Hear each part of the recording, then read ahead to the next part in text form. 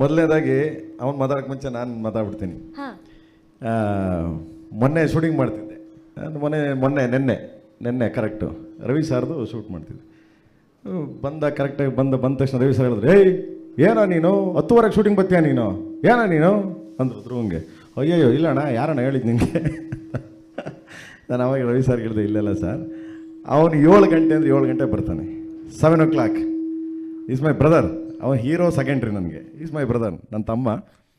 ಎಲ್ಲದಕ್ಕಿಂತ 7 ಅಂದರೆ 7 o'clock ಇರ್ತಾನೆ.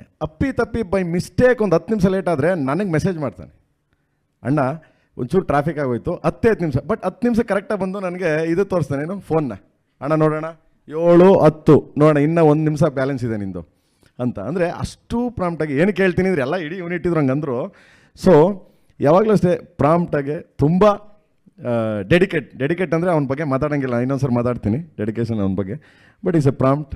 ಆ್ಯಂಡ್ ದೆನ್ ನಾನು ಧ್ರುವನ್ನ ನೋಡ್ತಾ ಇರೋದು ಜಸ್ಟ್ ಲೈಕ್ ನನ್ನ ಅಪ್ಪು ಅವರು ಮತ್ತು ಶಿವಣ್ಣ ಅವ್ರನ್ನ ಧ್ರುವನಲ್ಲಿ ನೋಡ್ತಾ ಇದ್ದೀನಿ ನಾನು. ಅವರಿಬ್ಬರನ್ನ ಧ್ರುವನಲ್ಲಿ ನೋಡ್ತಾ ಇದ್ದೀನಿ ನಿಜವಾಗ್ಲೂ. ಅಷ್ಟು ಇನ್ನೋಸೆನ್ಸ್, ಅಷ್ಟು ಅದ್ಭುತವಾಗಿ. ಈಗ ನಮ್ಮ ಅರ್ಜುನ್ ಹೇಳಿದ್ರು, ನಾನು ಓಪನಿಂಗ್ ಒಂದು ಸೀನ್ ತೆಗ್ದೀನಿ. ಓಪನಿಂಗ್ ಒಂದು ಸೀನ್ ಇಡೀ ಸಿನಿಮಾ ಹೆಂಗೆ ಕ್ಯಾರಿ ಮಾಡ್ಕೊಂಡು ಹೋಗ್ತಾನೆ. ನಮಗೆ ಆ ಓಪನಿಂಗ್ ಸೀನ್ ನೋಡಿದ್ರೆ ಅಯ್ಯೋ ಇವನ್ ಥರ ಆಗಬೇಕಲ್ಲ ನಾನು ಅನಿಸುತ್ತೆ. ಆ ಥರ ಆ್ಯಕ್ಟ್ ಮಾಡ್ಯಾನೆ. ಸೊ ಏನಕ್ಕೆ ಹೇಳಿದೆ ಅಂದರೆ ಅವ್ನು ಮಾತಾಡೋಕ್ಕೆ ಮುಂಚೆ ನನ್ನ ಬಗ್ಗೆ ಏನಾರು ಬೈದಿದ್ಬಿಟ್ಟನು ಅಂತ ಹೇಳಿದೆ. ಹೇಳಂಗಪ್ಪ.